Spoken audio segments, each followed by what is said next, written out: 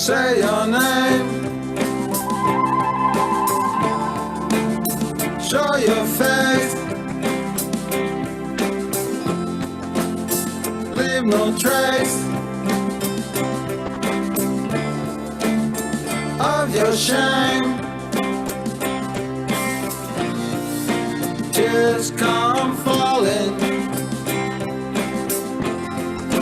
500 years.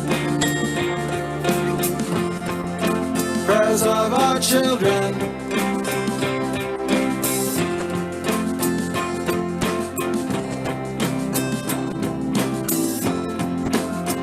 Late at night,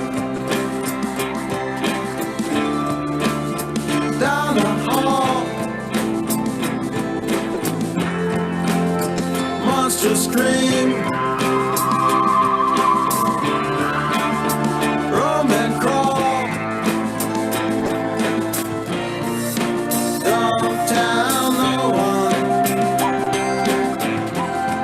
to get bad dreams. Prayers of our children.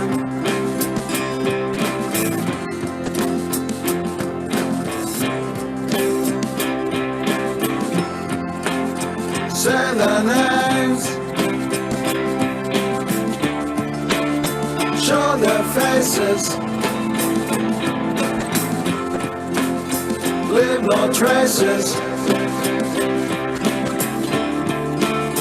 of their games. Tears start falling. 500 years. Prayers of our children. Prayers of our children. Take these tears.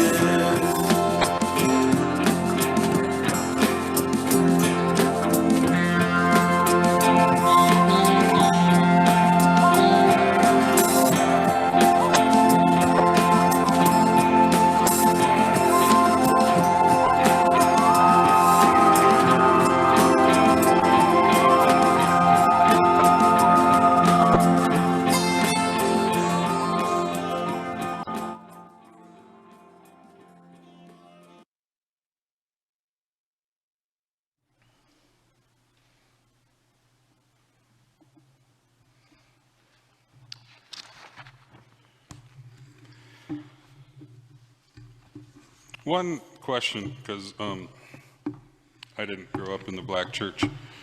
When you become presiding elder, does the choir just follow you wherever you go? Because I might want to throw my hat in the ring for that. It's a good perk. I don't know if I qualify, but friends, if we're going to talk about racial justice and systemic inequities, if we're going to finally tell the truth, we're going to get uncomfortable. We're just going to name that. You may hear things tonight from our keynote speaker that is new information for you, may not sit well in your body. I ask you, particularly our white-bodied folks that are present, to lean into that discomfort. However, we don't want to have people harmed in this process. And so we do have tonight, we have trauma specialists that are here and are available. They are seated right over here. If you could all just raise your hand. So if this evening or tomorrow you find yourself in a place where you're just kind of getting trauma locked, you're getting kind of stuck, you're disassociating maybe, we have these specialists available and we have space in the church that is available for someone to help you process your trauma. So we have someone for our African American folks and people of color. We have for Native folks, and then for our white-bodied folks, we have someone there too. So if you need, please make yourself available to that. Our keynote speaker tonight is someone who I would call us friends. We just realized that we only met for the first time in physical space tonight, but we have spent many hours in virtual space just working on a lot of stuff. Christine Diindisi McCleave, you know, I always want to put Dr. Christine Diindisi McCleave, but she's going to get there. She's getting there, folks. Okay? She is the Chief Executive Officer of the National Native American Boarding School Healing Coalition. She is an enrolled citizen of the Turtle Mountain Ojibwe Nation, and she is a leader and an activist for Indigenous rights, advocating for truth, justice, and healing for the genocidal policy of U.S. Indian boarding schools. And you have her incredible bio in your programs. Your programs are also, you probably found them in your little swag bag that you all got. And you all like the logo? Okay. My daughters designed that logo. So 12 and 14, I made them sign a contract. They said, Dad, why don't you just pay us out of your pocket? And I said, because those 3 words, out of my pocket. You sign a contract, I can expense your... You know, friends, Christine is everywhere. Just earlier today, she was on a march for the survivors of residential boarding schools. So this is a woman who I have witnessed in policymakers' offices as well as on the streets. And I think that speaks to her integrity, that she is invited into high spaces of political office, but also when the time arises and the need comes, her feet are on the ground. She's walking in the streets. And I deeply respect that. You know, as Reverend Dwayne said, Minnesota Council of Churches, to our knowledge, we're the first ecumenical body to address truth and reparations in a racial justice setting. And we're certainly, as far as we know, the first to have our focus on 2 different impact communities, that being American Indians and African Americans. We are, yes. We are intentional about that. And we also recognize that as the Council of Churches, and which has been a historically white organization through most of its history, that if we're going to be real and we're going to be people of integrity in this work, then we have to do the work ourselves. And part of that means restructuring our leadership and our board of directors. And so under the vision of Reverend Curtis DeYoung, we have expanded our board, and as of, was it December now, we are a majority BIPOC-led organization at our board level.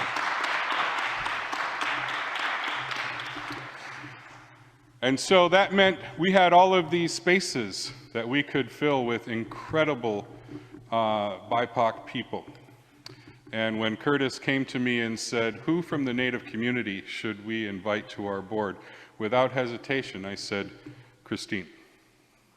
Because if we, as institutions of faith, are going to be honest about mitigating and undoing the harm of racialized violence, we have to look face first into the issue of residential boarding schools. It is not an exaggeration to say that every American Indian in this nation knows firsthand the trauma of residential boarding schools. It was so widespread, it is no exaggeration to say it affects every Native person. In my own family, my grandmother is a boarding school survivor. Her father, my great-grandfather, was a survivor of Carlisle Indian School, which wouldn't be surprised if Christine talks about that school a little bit. So I am so pleased to have Christine as a friend. I am even more pleased to have her as a colleague, as a fellow warrior in the fight, and to sit on our board and help us as people of faith hold our feet to the fire and hold us accountable to the promises that we are making. So it is my distinct honor. Would you please join me in welcoming almost Dr. Reverend, or no, not Reverend, almost Dr. Christine Diindisi McCleave.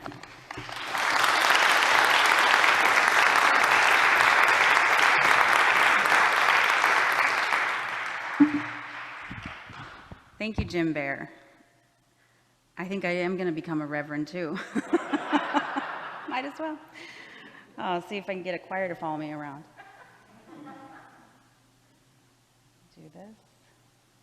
And there we go. Okay, great. Buju Indinwe Maganiduk, Diindisi Indigenacas, Makinakwaju Indunjiba, Magizi Indudame. What I just said to you in my traditional language of Anishinaabe-Moan, which is Ojibwe language, was, "Greetings, my relatives. My name is Blue Jay. I am from Turtle Mountain Reservation, and I am Eagle Clan." I'm also the CEO of the National Native American Boarding School Healing Coalition. My Christian name is Christine McCleave. I find it interesting that I was named Christine, which means Christ child, and that the Christ was a messenger, and that my Indian name is Diindisi, which means blue jay, and that that is also a bird that is known for its communication. And so I find these two names very much like a calling, that I feel I am here to send a message. And I kept joking with our presiding elder here that I don't think you guys are going to enjoy my talk. Don't think you're going to like what I have to say. And as we know that we are here to tell the truth, listen to the truth, sit with the truth, that it might get uncomfortable. So I have learned over the years that when I start to feel that trauma in my body, to do some breathing exercises. And so I just remind you, if you have something, some water, or if you need something, you always have your breath, but water is good medicine too. Our bodies are made of water. You walked in and you passed through a smudge. You're in God's house, so hopefully you've got all the resources you need in case you do start to feel some of those uncomfortable feelings that are going to come up, because we're talking about genocide. We're talking about the loss of life for millions of Indigenous people. So I just kept chuckling and saying, no, they're not going to enjoy that video either. So at the Boarding School Healing Coalition, our vision is to have Indigenous cultural sovereignty restored. We used to have that, and assimilation and colonization put a stop to that.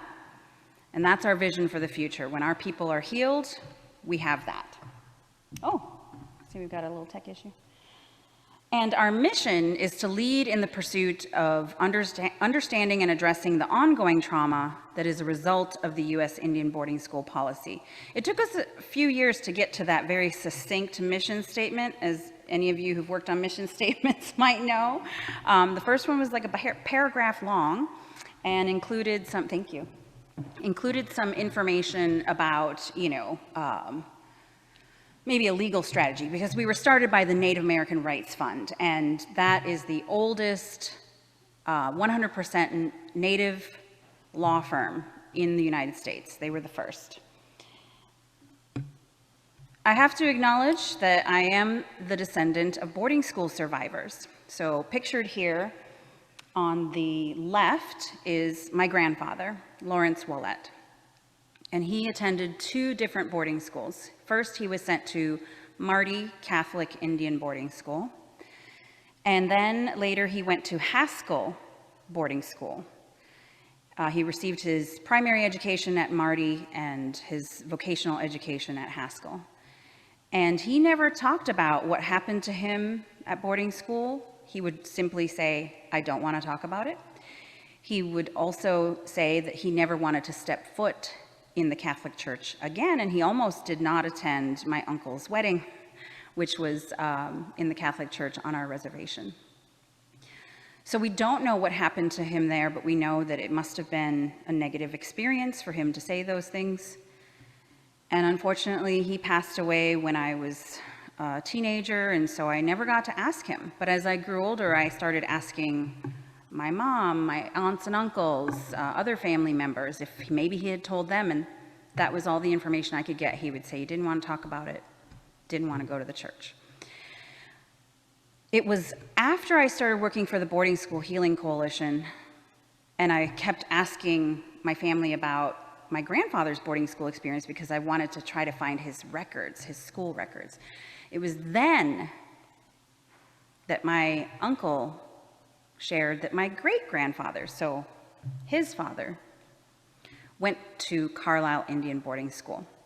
Now, he had a different type of experience. He went there from 1910 to 1915, and he arrived there as a 20-year-old man.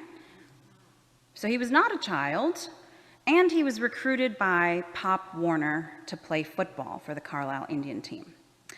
Now, that's a big deal. If any of you are football fans, you know that the Carlisle Indian team changed football. It would not be the sport it is today had not those Indian students revolutionized the game. They invented the forward spiral pass. They invented trick plays. There's a whole book about it called, is it the All-Americans? Something like that. There's a book about that team and what they did. They even had footballs sewn onto their uniforms to confuse the other team. So, they did all these things. They did all these things that, that weren't against the rules. And so my great-grandfather actually played football with Jim Thorpe. Now, no one in my family talked about my grandfather's boarding school experience, which was negative, but no one talked about my great-grandfather's boarding school experience, which had some pretty cool bragging rights, because nobody wanted to talk about boarding schools at all. Regardless of the fact that my great-grandfather played football with the legendary Jim Thorpe, I did look up his school files from Carlisle, and they wrote horrible things about him. One of the things that really disturbed me was they said that he wasn't very bright, and that his last year there, he was holding a grudge. And I don't know what that was about, and I used to tell this story, and one time I was telling this story at an event on my reservation, and somebody came up to me and said, I know your family, and I remember at the time, or I remember my grandparents telling me that he was being recruited to the NFL. So the Carlisle Indian football team helped start the National Football League. So you really should read that book if you're a football fan. And he chose to go home to his family in Turtle Mountain rather than to go on and play football. And I can only speculate that maybe that's what he was upset about. Maybe that was his grudge, that he was conflicted. But anyways, I share this just to say that there are so many people with boarding, like Jim Bear said, so many people touched by these boarding school experiences, and a lot of us don't have those stories because our relatives didn't want to talk about it. It was a painful experience, and they didn't want to pass that on. And so we're always encouraging people to share their stories. It's necessary for us to understand what happened to our relatives. And I would say this really applies to all of us. This is not just, Native people or boarding school descendants. This is something that Indigenous peoples knew because we had oral histories that told us, not only going all the way back to our origin stories, our creation stories, but we knew our ancestors, the generations before us. Some people could recite their lineage going back 1,000 years. We knew who we were as Indigenous peoples. We knew how to be in relationship with each other, with the land, with the environment. We had vast knowledge systems, we had government systems, we had plant medicines, we had just so much that did not get recognized through colonizers' worldview. And that knowledge of who we are and where we come from and who we're related to was also taken through the boarding school experience. So it is an act of reclamation, it is an act of healing to know our histories, who we are, who we come from. So I struggled for a long time with the knowledge of the true history in this country. When I was in high school, I took an AP history class, and I wrote a paper about Columbus. And I'll tell you, I graduated high school in '93. So to some of you, I'm old, and some of you, I'm a young whippersnapper, huh? But I read Howard Zinn's A People's History of the United States, and I was horrified at the things that it said about Columbus, which were the truth, about the things he wrote in his diary, about subjugating the people and selling the young girls. And when I was a senior in high school, we staged a walkout on Columbus Day, and I read that paper. And I started to feel a very deep sense of anger and grief and loss about being a Native person. And I used to wonder, why was I born a Native person? This comes with so much pain and suffering.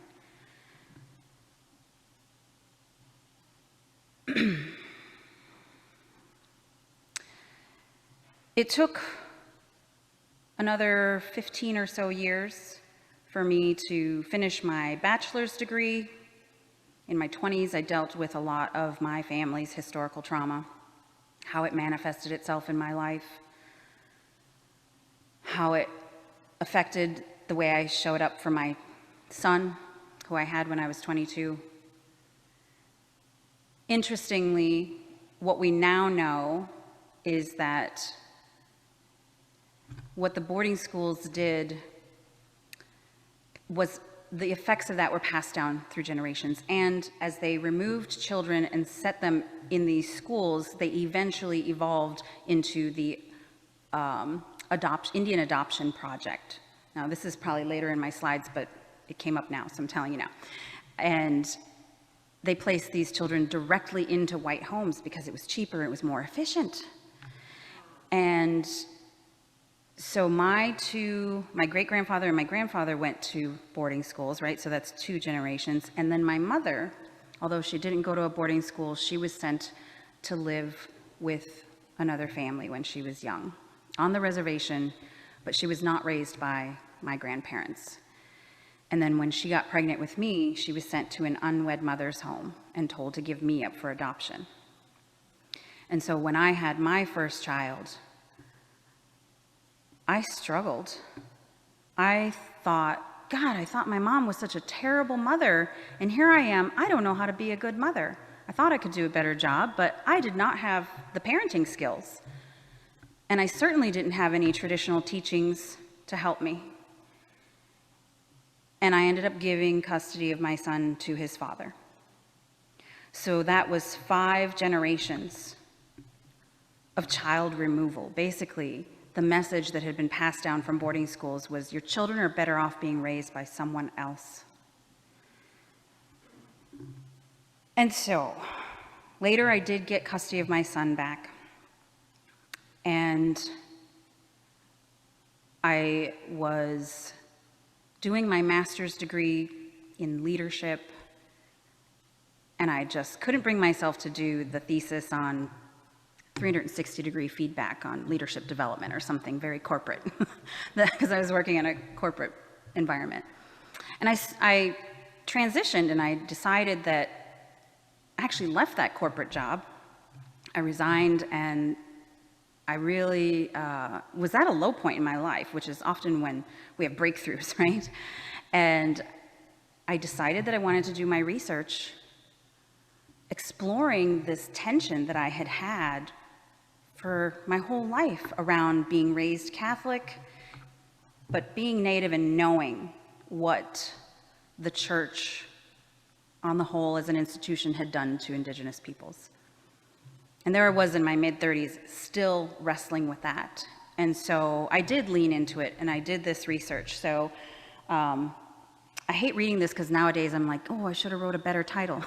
But the title of my thesis is Spiritual Leadership in Modern-Day Native American Culture and Approaches to Native American Religion and Christianity. Basically, the comparison, right? My research questions were, what are the areas of compatibility? What are the areas of conflict? And specifically, what role do churches play in Indian activism? Because as I did the lit review, I learned that some of the first Indian activists, like before this country was even an official nation, like in the 1700s, were missionized Indians that had learned to speak English and were part of the churches and would advocate for their community to receive resources.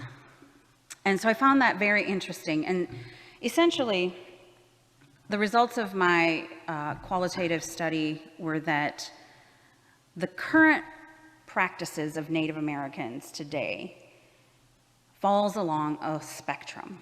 At one end of the spectrum, you have Native people who are wholeheartedly Christian and do not have any interaction with traditional Native spirituality. And on the other end of the spectrum, you have Native people who only practice Native spirituality and don't have anything to do with the church. And then you have a whole bunch of people in the middle blending the theologies and the practices to varying degrees. And that's where most people fall. Those two extremes, I found, had very little tolerance for each other. There were very evangelical perspectives on one extreme that said certain aspects of Native culture were non-biblical, demonic, and evil. And then there were those traditional Natives who said, I don't want anything to do with the church because of their role in genocide. But those who were practicing blending to varying degrees had much more tolerance for the other perspectives, the diverse perspectives, and found a lot of areas of compatibility. The Native American church was founded on that synchronistic idea that the traditional plant medicine that was used to create visions was the flesh of God. And in their ceremonies, it was the Eucharist. And interestingly enough, the Native American Church was instrumental in passing the American Indian Religious Freedom Act of 1978, which I always laugh at and find very ironic that we had to form a church. We had to form ourselves a Christian church to get our religious freedom. Food for thought, huh? So the conclusions of my research, The history of the church and Native Americans cannot be overlooked, and in fact must be addressed for the well-being and spiritual health of Native people. Church leaders who continue to teach that Native American culture is non-biblical or evil definitely are perpetrating the cultural genocide and human rights violations of the Indian boarding schools and other Christians who've criminalized Native religion. And taking an active role in reconciliation and reparations as a spiritual leader can help heal generational trauma caused by boarding schools and other historical trauma, and can produce healthy Native Americans inside and outside the church. So I applaud you all for being here tonight. And then finally, when I wrote my recommendations, obviously they were based on those conclusions that spiritual leaders inside and outside of the church need to acknowledge this history. And I found this one quote particularly interesting, and it was anonymous. All I know is that it was somebody speaking at a Native American Institute of Indigenous Theological Studies. I hope someday somebody tells me who said this. But it says, for Native peoples to follow Jesus, they can best do so not by becoming Christian, but by following their traditional ways. Any religion that is based on exclusivist notions of salvation necessarily becomes a religion tied to conquest and empire.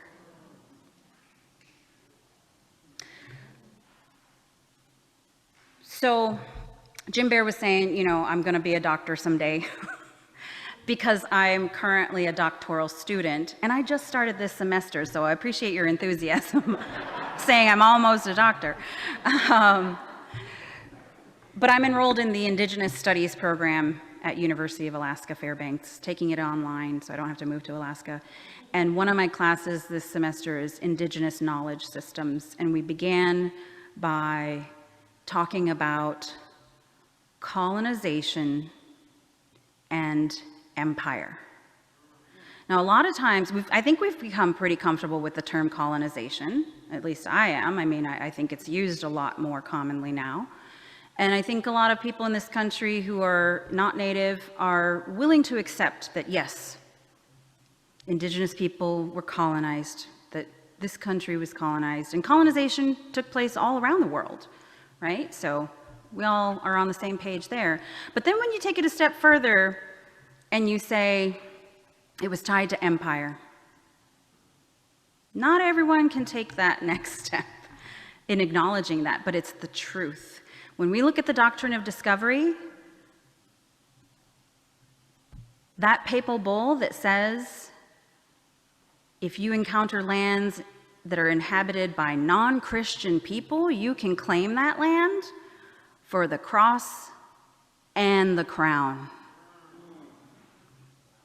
That was not just the church there making that proclamation.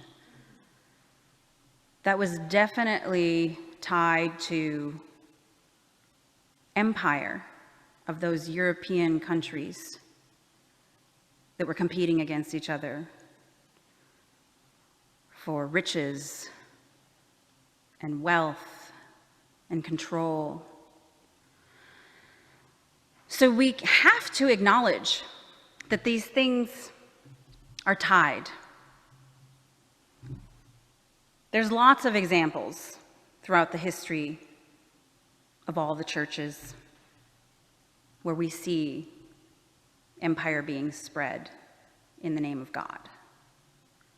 And I finally, after doing this thesis, did have some healing because I realized I do love Jesus. I just don't like what his followers have done.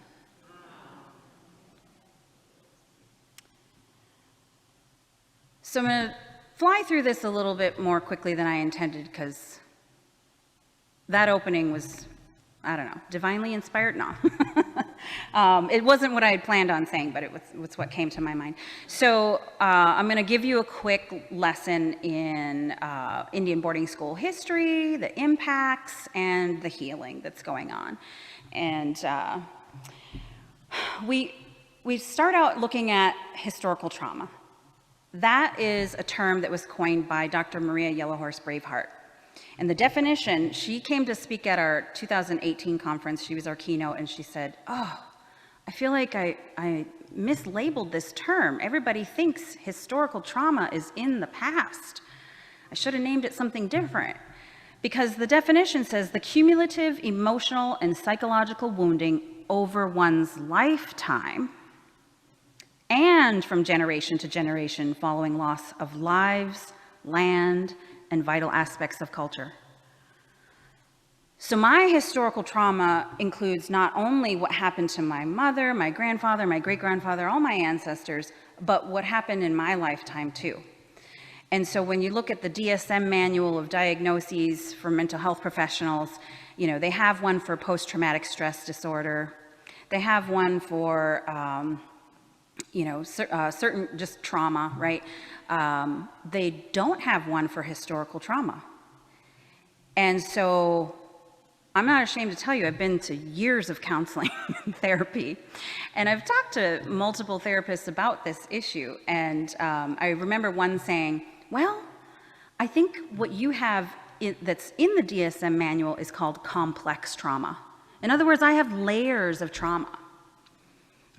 A lot of us do. And I would also say that the entire world now has historical trauma after living through a global pandemic. I remember reading an article last year that talked about surge capacity and how we were all depleted because when you face a threat, you get this surge of adrenaline, you know, your fight or flight. But when the threat is ongoing and you don't know when it's going to end, that, you know, you get adrenal fatigue because you're constantly, you know, on alert. And I just remember reading that article and having her talk about this, you know, loss of lives, loss of vital aspects of our culture, having everything just taken away from us and not being able to move about and proceed with our lives as usual, and how nobody had ever experienced that. And I got angry. And I said, well, this was obviously written by a non-native person. And I found a meme, because I love memes.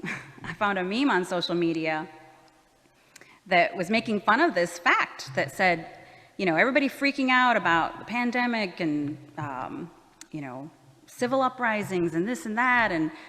And it was actually the photo of, what's his name, Joaquin from The Joker, and where he's like sitting there smoking a cigarette, and they're like, native people, oh, you wouldn't understand, you know, because this is not our first rodeo.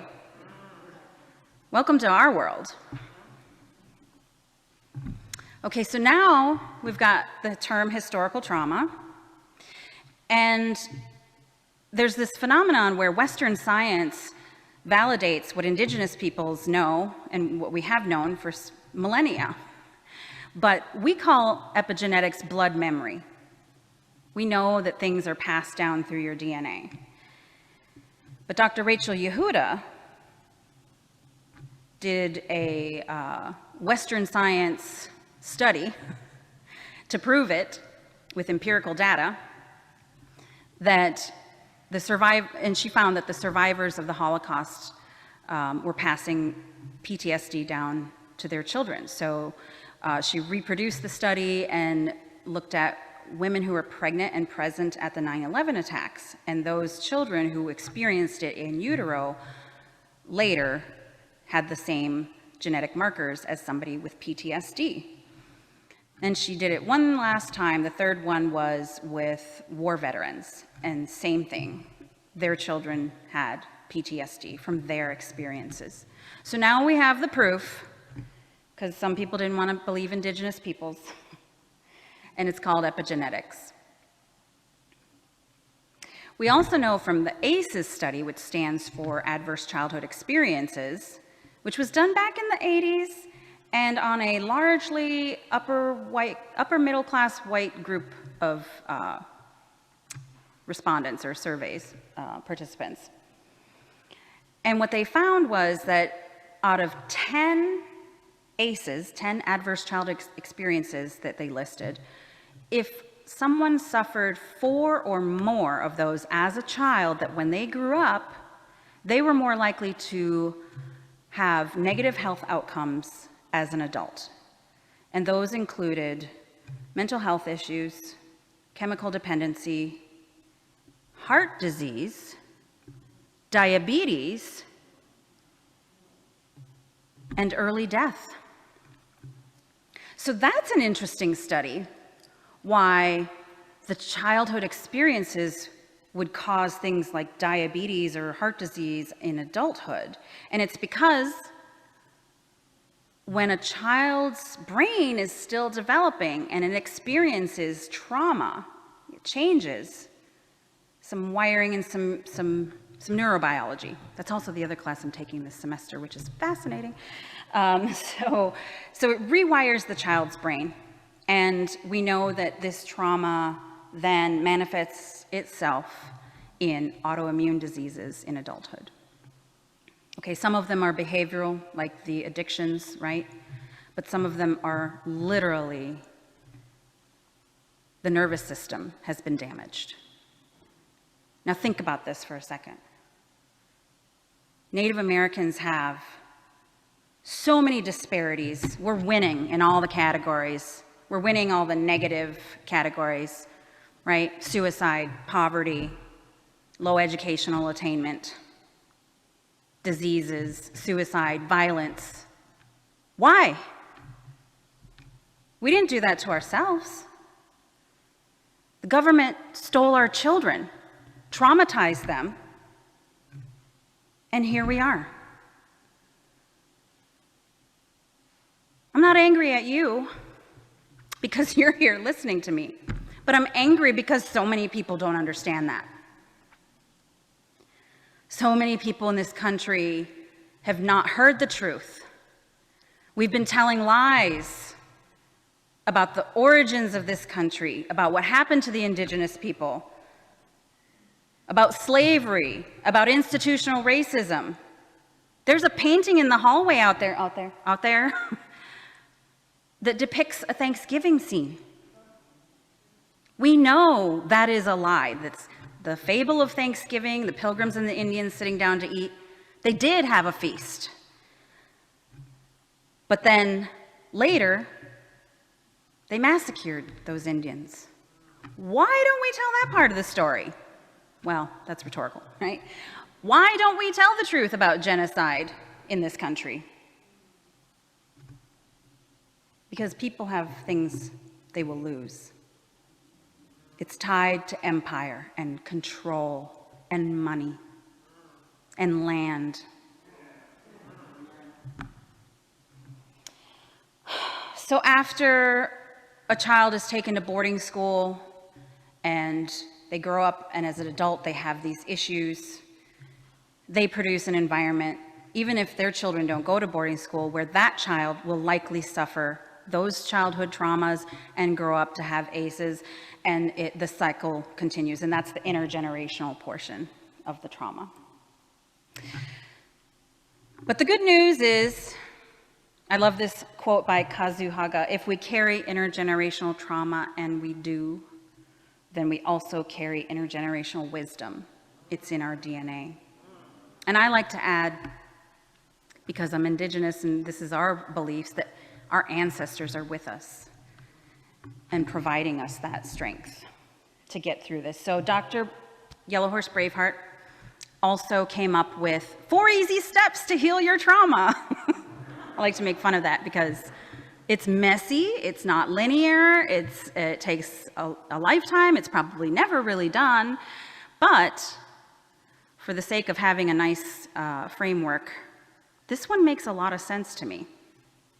Number 1, you have to confront the historical trauma. Then you have to understand it. Then you can release the pain, and then you can transcend or transform. Right? Easy peasy. I don't think so. Confront it. Oh my gosh, we suck at that. As individuals, as families, as communities, as a nation, we are not confronting the truth. Well, we are in this space right here, but not enough of it is happening.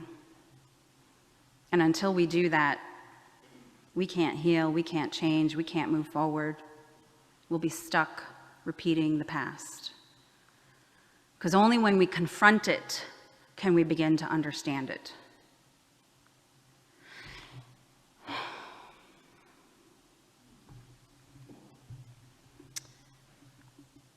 I think I would have had another slide. I always have this problem when I talk. I go out of order from my slides, but if I could magically insert a slide here, it would be to set the current environment in context. First, we entered into a global pandemic, which brought the world to a halt and put everyone on a level playing field. And we all realized how interconnected we were as a global family. We were all having a shared experience. We were all experiencing grief, fear, and loss. And I believe that this set the stage for the outcry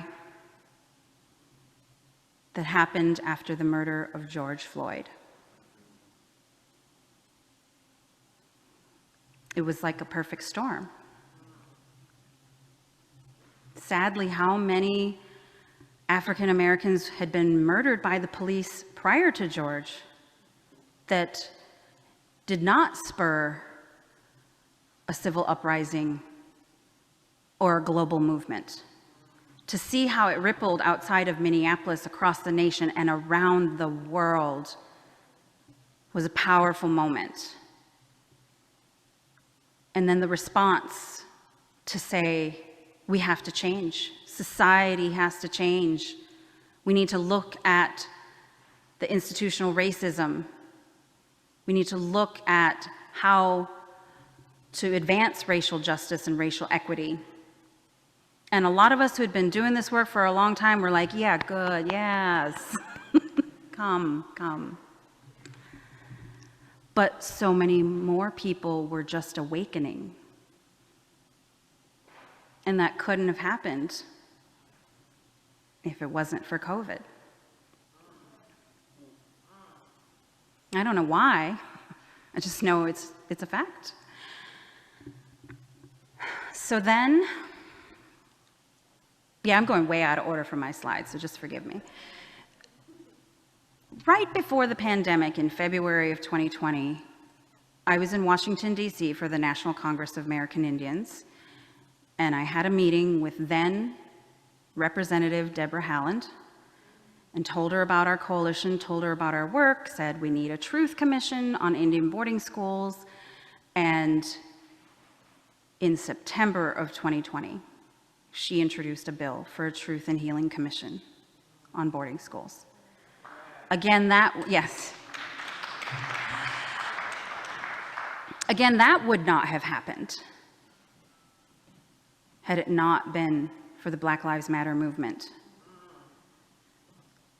and all the raised awareness and activism that had happened after the murder of George Floyd. In fact, there is a slide, I'll point it out to you when we get there, but there's a slide that says, Haaland introduced the bill right after the president at the time said he was going to sign an executive order about not teaching propaganda in our schools. And so that was her response. And I have to tell you, I never thought that a commission bill would be introduced that soon.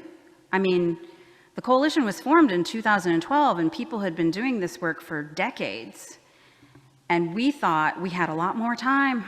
We did not think it was going to happen this fast. And then, okay, so that bill didn't go anywhere because it was an election year, and we were experiencing all that political theater. And the bill just didn't get the attention that it deserved, which was very sad and disheartening. Again, why can we not confront the genocide that we've committed in this country and Then Halland, or Auntie Deb as I like to call her, got appointed as the Secretary of the Interior, the first Native American to ever be the Secretary of the Interior, a historic moment. And Auntie Deb continued to champion this issue because when the news of unmarked graves started to hit our screens and monitors and airwaves, she launched the initiative for the Department of the Interior to investigate Indian boarding schools. And any day now, we're going to reintroduce the bill for a Truth and Healing Commission. We're working with Representative Davids, Sharice Davids, and Senator Warren. Senator Warren co-sponsored the bill with Halland last year. So again, that's the container that we're working in, right? That's the current environment. Would we have paid as much attention to the news of the unmarked graves in Canada had we not had the experience that we had with the murder of George Floyd? Would we have had any of those experiences had we not experienced our own humanity through the pandemic? Somebody set it up. This is way bigger than me as a CEO. This is way bigger than one nonprofit or its coalition membership. This is a spiritual movement. I have seen miracles happen while doing this work. And I know that it is the result of the millions of prayers. Think about how many mothers, fathers, aunties, uncles, grandmas, grandpas prayed when those children were taken. How many of those children cried and prayed nightly for their families or for the abuse to stop? This is a spiritual movement. Another interesting shift that I noticed this year. Oh, I need to tell you, we don't say that those graves were discovered. Words are powerful and important because the communities and the relatives knew they were there. In fact, the Canadian government knew they were there. They had a Truth and Reconciliation Commission, and they heard the testimony, and it's in the report. And the government declined to give money to locate them. So the communities had to do it on their own. And that's why 6 years after the commission ended, we heard that news. So that is to say that a truth commission is not the end-all be-all, but it is a beginning. And we need one. But it will just be the beginning of our work. So children have been being repatriated from the Carlisle Indian School Cemetery. Carlisle was the first off-reservation federal Indian boarding school. There had been boarding schools before, schools, day schools, mission schools. Some of them were on the reservation or nearby, and the children would run away and go home. Who wouldn't? So they had this idea that they would move them and take them far away, too far for them to be able to run home, although many of them tried and not all of them made it.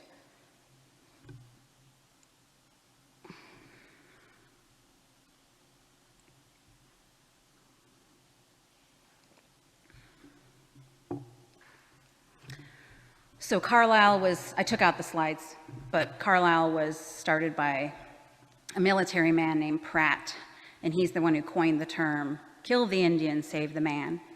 And he wrote a book called The Red Man's Moses, because at the time he really thought he was doing the good Christian thing. And I had a quote in there from him saying, a good general has said that, something about Indian massacres and the only good Indian is a dead one, and in a way I agree with him, but only in this, that we should kill all the Indian in him and save the man. So he thought he was doing the right thing, didn't realize it was still genocide. What he was setting up was an experiment in cultural genocide, which according to the United Nations definition is still genocide. So when relatives started asking for those children who were buried in Carlisle, and there are over 215 children who were originally buried there, to be returned home, originally the Army said no, and they said some really insulting things about the graveyard being a tourist attraction and having international visitors, and yeah. So eventually, though, the family kept trying, and they finally agreed. So in 2017, the first repatriations happened, and it might be too small for you to read, but it's also on our website at boardingschoolhealing.org. And so each year, except for 2020, there were repatriations that took place. But what's the interesting thing is that this year, this summer, in 2021, the repatriations produced a much more extensive impact. I watched video of these children being returned to the Rosebud Reservation in South Dakota with a caravan of 400 cars behind them. And as they were brought into the assembly hall, people sang and cried and smudged and wailed. And that unresolved grief that we've been carrying for centuries was able to come out. We didn't see such huge welcoming ceremonies for the other children in prior years, but something has shifted. We're going to have our, hopefully, in-person conference next year, and the theme is going to be the awakening. That is the era we are in. Things are changing. So although we recognize the trauma and the grief, which is important, we also recognize that Indigenous people are resilient and strong. We are some of the most resilient people on the planet. They tried to genocide us, and we're still here.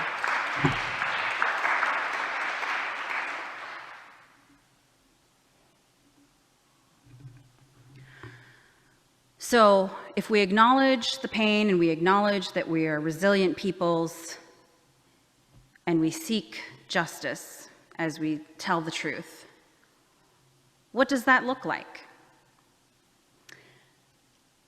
I have this slide on here because I did some research and have been studying truth and reconciliation models, and I could give you a whole nother keynote about the word reconciliation. Jim and Curtis know that I kicked off some of the work we did with the city of Minneapolis around their truth and reconciliation efforts with a big fat question about why the word reconciliation. Indigenous peoples don't really resonate with that word. It's definitely a colonizer's word. I believe it has biblical origins, and there's no consensus on what it means. So, if we are to have truth and reconciliation, how do we go from the truth to being reconciled, whatever that is? Something seems to be missing in the middle there, right? And that is justice. What happens after the truth is told? What actions are taken? So there are models of justice from academia, which has its merits, as I'm going to get a PhD. Retributive justice focuses on punishment.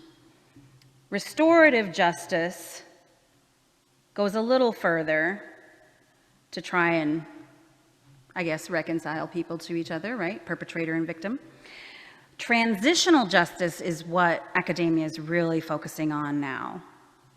And that speaks to governments reckoning with their human rights violations or crimes against humanity and trying to transition to a new state. I like to take it a step further and say, yeah, let's transform. Let's have transformative justice. Let's not just transition to what could be another problematic paradigm, but let's truly transform as a society and as a humanity. One of the interesting things about transitional and transformative justice theories is that after you tell the truth and you hear that truth from both sides, perpetrators and victims,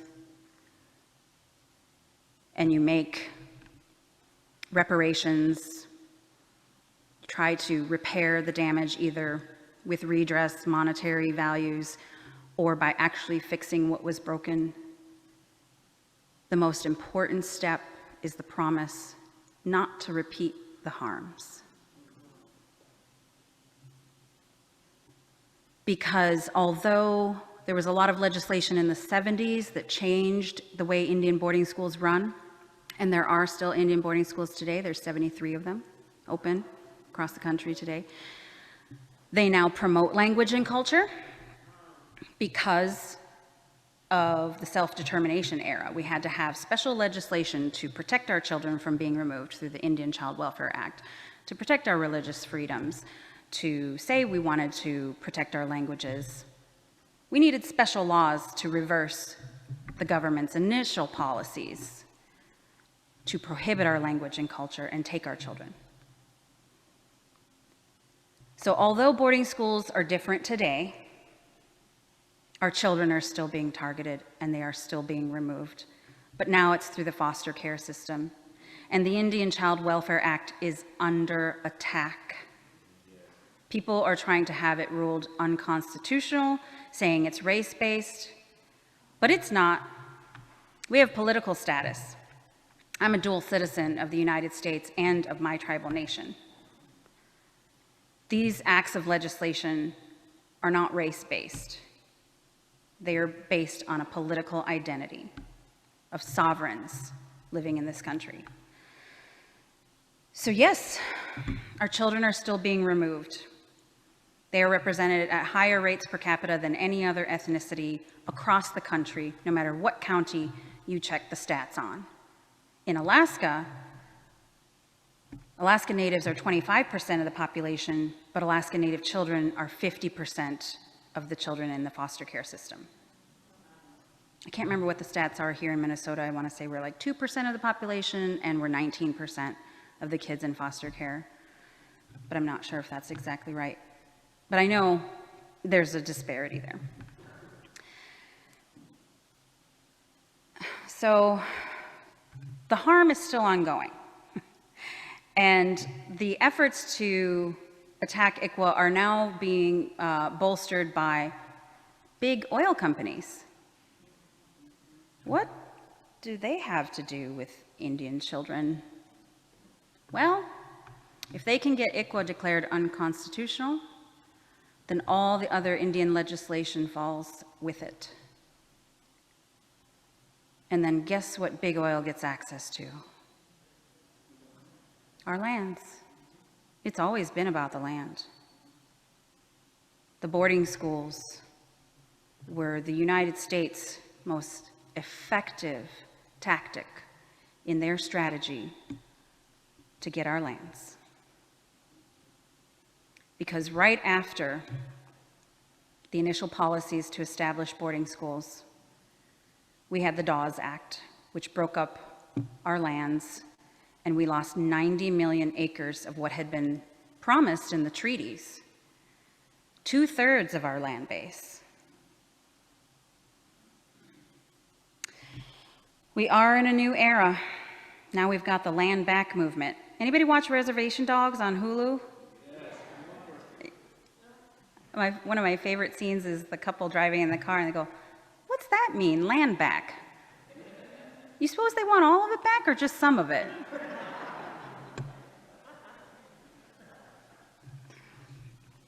So if Canada already had a Truth and Reconciliation Commission and they're still dealing with this issue, how do we make sure that if we have a Truth Commission, we do a better job? That was also rhetorical. I'm going to skip this. We're trying to find the records. Okay, I will tell you this. I'm going to wrap it up here soon. So in 2016, we went to the government and filed a FOIA request, a Freedom of Information Act request, and said, we want to know how many children went to boarding schools. How many boarding schools did the U.S. have? And how many children died or went missing? What happened to those children? What tribal nations did they come from? We asked a bunch of questions in our FOIA request. And the response was that they don't do research. They could not fulfill our request. In fact, they closed it without even corresponding with us, and it was a reporter that found out for us that they had closed it. So we went and did independent research, and we have found 367 schools to date, and people have been reporting more schools recently, but we haven't been able to verify, so this number might change. But right now we know for sure we've verified 367 Indian boarding schools in this country. We still don't know how many children went to those schools. Canada had their Truth Commission, and they had 139 residential schools, and 100,000 children went to those schools, and approximately 4,000 died or went missing. So when I get asked by reporters on the numbers in the United States, I have to tell them, we don't know, nobody knows, the government doesn't know, but you could just double the numbers as an estimate. So that means we had over 200,000 children likely, and over 8,000 children who died or went missing. But we don't know, and we need those answers. In 2016, I made a poster that says, we deserve the truth. And then in 2018, I went to the United Nations and I realized we have a right to the truth. The Human Rights Council said. So where are the records for these 367 schools? The truth will be compiled based on those records and the testimony from survivors and descendants. But we have only been able to locate the records for approximately 38% of the schools on the list, and then we don't even know if those are all the records. The federal government has records at their national archives. So those are the low-hanging fruit. We know where those are. We can get access. The rest, we believe, are in church archives, historical societies, museums, personal collections, libraries. We need the church bodies to find the records. I get approached by a lot of well-intentioned church folks, either at a congregational level or denominational level. And they always want to rush towards reconciliation. How can we have truth and reconciliation? They want to be absolved, right? And I say, we still don't have the truth. We can't move past that.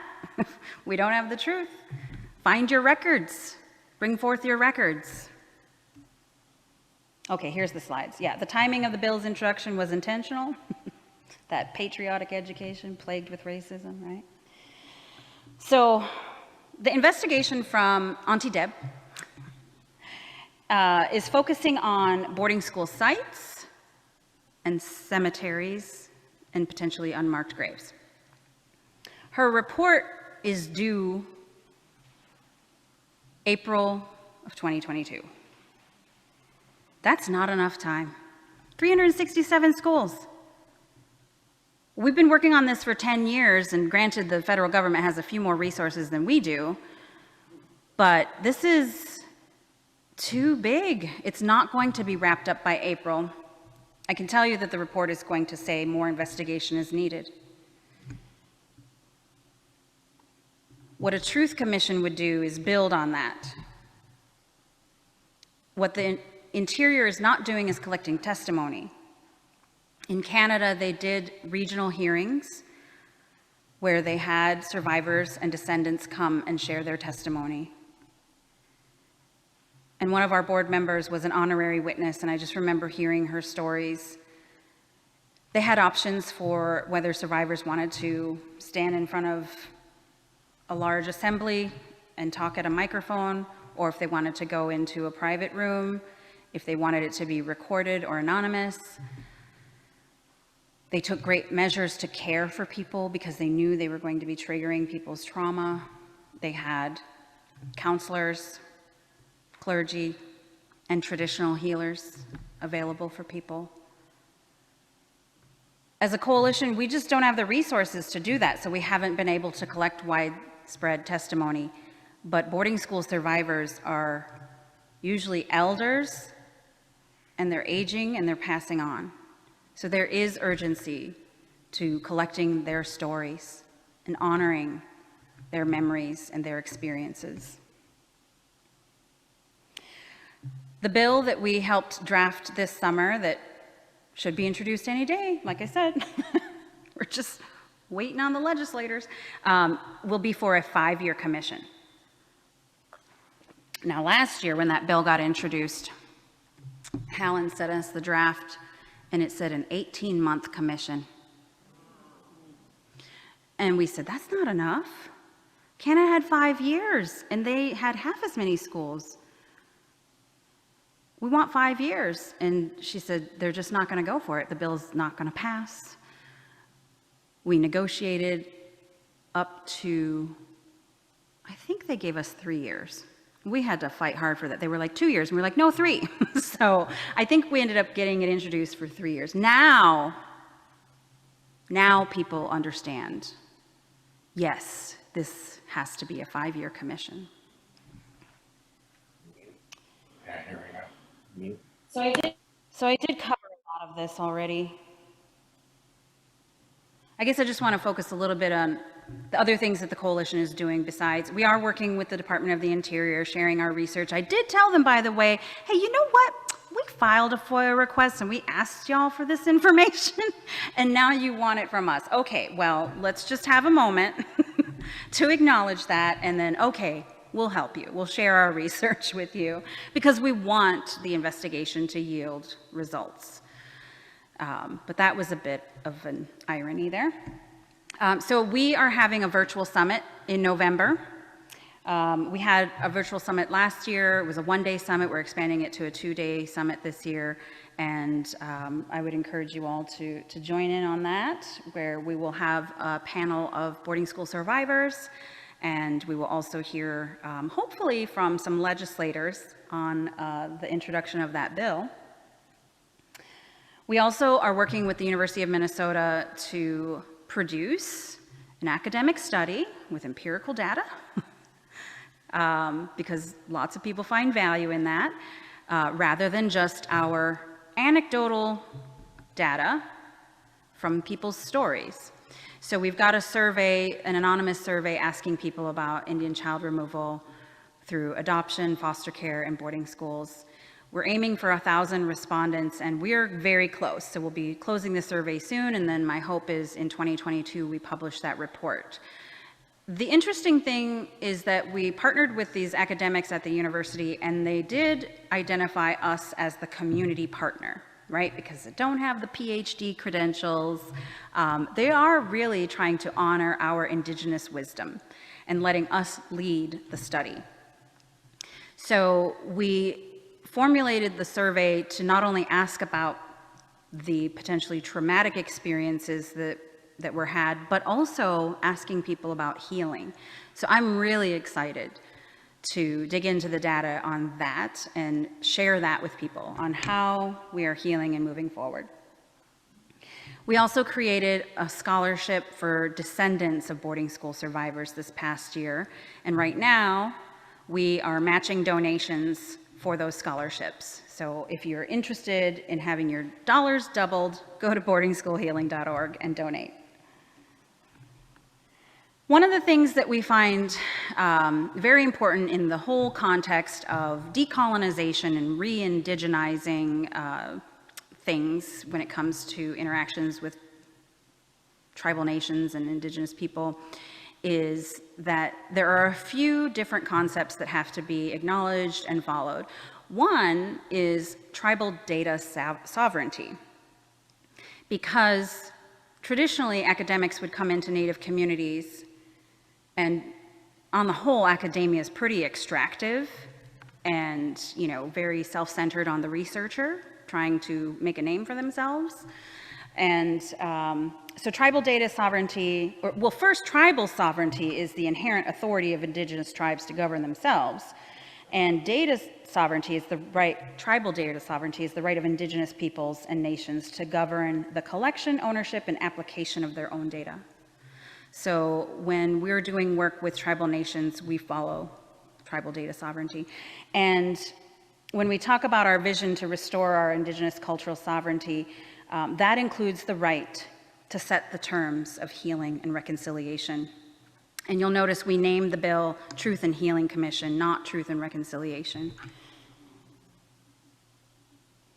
So what can you do if you want to get involved? Well, you can join the coalition. Membership is free. You can follow us on social media. You can sign up on our website for e-news. And when that bill gets introduced, you can write to your legislators and you can tell all your friends and family to learn about this issue and to join the coalition and to engage in this truth and healing process. Thank you.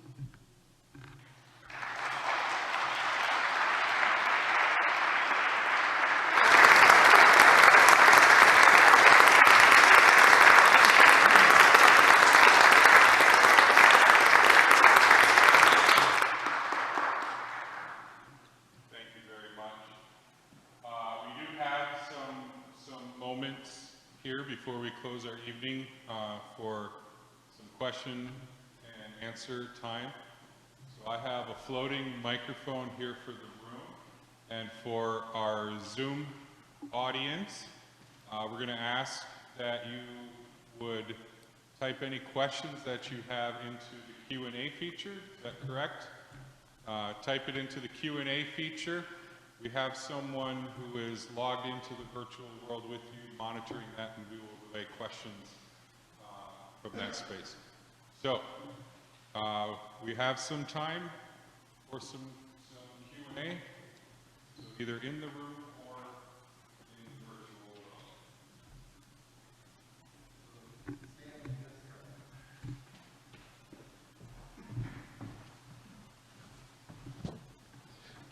world. Okay, from Sandy Kellen. Could you say more, please, about the 73 boarding schools still open, and especially the 15 still boarding? Yes. So this list is available on our website, and we're currently working on a digital map. We're partnering with the National Center for Truth and Reconciliation. They are the organization that basically now carries on the work of the commission. And they had a digital map of the boarding schools in Canada. And then they took it down, and we asked them, we wanted to do our own, and we said, where did yours go and how did you do it? And they said, we're actually redoing it. And we said, you want to do one together? So there's going to be a new map coming out, an interactive map where you'll be able to look at the boarding schools that were in Canada, in US, and you can toggle on and off. But for now, we have this list, and there's a lot of data behind it that we haven't published yet, that we're hoping to publish in this next year, about which schools were run by the federal government, which ones were run by the churches, what their dates of operation were, if there are buildings still standing, if it's still open, if there's a cemetery. You get the picture. We're building these profiles. Well, it's taken so long, not only to get the list in the first place, but to get all that extra information gathered. And so this is a little bit incomplete. Again, because we've never had that Truth Commission. I mean, thankfully now the Interior is doing some research, and so we will know more after that report comes out, but this information is incomplete. So what I will tell you is certain is that 73 of the 367 are schools that are still open today, but only 15 of them still board. So for example, the Red Cloud Indian boarding school on the Pine Ridge Reservation used to be a boarding school, but is now just a day school. But it is still open, and it is still a Catholic Indian boarding school. And so when we see the 14 denominations and the numbers, that is where we're not quite sure if that's accurate, because I would say a third of the list we have not been able to confirm whether it was government run or church run. So those numbers under the denominations might change, but we know for certain that the Catholics ran the most of those schools. That probably won't change.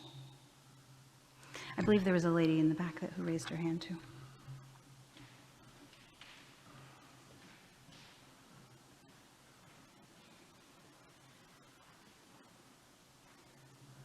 I so appreciate you putting this into the context of the pandemic and what just felt like it broke open. You were talking about an event of returning home, something I didn't understand. 400 people were welcoming these folks, and because I'm sitting back here, I couldn't see the slide. But could you explain what that was? Mm-hmm. Yeah, the term repatriation is when remains of the deceased are returned. And what's interesting is we call these repatriations from Carlisle, but the Army does not. Because, why the Army? Because Carlisle is on an Army barracks. When the Carlisle Indian School was formed, it was an abandoned barracks, and so the federal government said Pratt could start his experiment there. But today, it's the Army War College, and there's that cemetery there with the Indian children buried. And the reason they don't call it repatriation is because there's an act called the Native American Graves and Repatriation Act, which requires the repatriations to go through tribal consultation. And so in order to, I mean, from the Army's perspective, they're saying, oh, to expedite the process, we won't make you go through that whole thing. But I'm more skeptical, of course, and believe that it's also because they want to avoid the provision in NAGPRA law that says they have to do an environmental scan. What's interesting is that the Carlisle Cemetery was moved in 1927, and it was moved to build a parking lot. So when they moved the cemetery, some of the wooden caskets fell apart and remains spilled out, and so the cemetery where it is right now has markers, headstones that say unknown, which is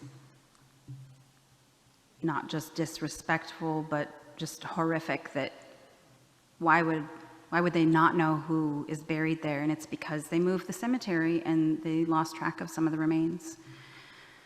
So that is what we mean when we say repatriation, that the remains of those children who died at Carlisle Indian School were finally sent home.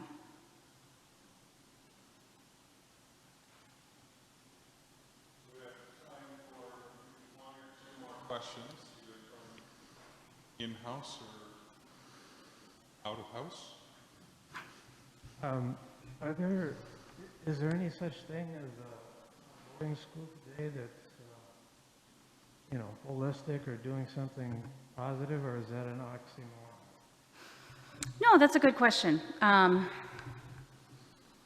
mean, it kind of is an oxymoron, but there are some schools that, after the self-determination legislation in the 70s, the schools were turned over to the tribes to be run.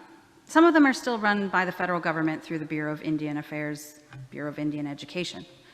But some of them, like the Santa Fe Indian School, are run by the Pueblo governors, which are the tribal leaders for those Pueblo nations. And the Santa Fe Indian School is a pretty elite school. It's a boarding school focused on art. It's an art school. And they do teach language and culture, and a lot of parents actually want their children to go there. But what they don't do is necessarily acknowledge the legacy. Haskell is another example. It was a boarding school, and then a vocational school, and then a junior college, and now it's a university. And they do acknowledge their history. They have a museum on campus that talks about its boarding school history. So it's a complicated subject. I would say some of these schools are doing positive things. It really depends. Chamawa was the second federal off-reservation Indian boarding school that was open in Salem, Oregon. And it's run by the BIE. And, you know, there's different perspectives on whether or not it's a good school or how they're doing. It all depends. I think the most important thing, just like my thesis that said, you know, the church has to acknowledge its history and its actions, these boarding schools, whether they're teaching the language nowadays, and most of them are, and promoting culture, they still need to acknowledge the legacy and the origins of Indian boarding schools. Leon asks, have you taken any lessons from the South African Truth and Reconciliation process to inform your approach to truth and healing? Yes. We've looked at a lot of TRCs around the world. So obviously the South African TRC is one of the more famous ones because I don't know if it was the exact first, but it was definitely the first that caught global attention. And we have been informed by the former commissioners from Canada. They've been advising us all along. There was one of the commissioners from the Maine Wabanaki TRC is on our board. In this process this summer with the city of Minneapolis, we also looked at the Greensboro TRC. We've looked at, we know there's a truth commission going on in Colombia right now, and the Sami people of Finland, Norway, and Sweden are also in the process of having a truth commission. So yes, we have looked at a lot of different truth commissions around the world. What's interesting about the South African TRC is that they reached out to Chief Willie Littlechild, who was a commissioner for the Canadian TRC. And he told me when we were writing this bill for our truth commission, he said, you know, they called me and they said, we wish we would have done it the way you guys did it. You guys in Canada did it really well because you made it culturally relevant. Remember when I said they were collecting testimony in these regional hearings and that they made sure that they had traditional healers there? So that was one interesting perspective that we got. And what we know is that South Africans now want another commission. The work from the first one is not done. And so, you know, like I said earlier, a truth commission is not the end of our work, it's the beginning. Christine, thank you so much. Please join me in thanking Christine.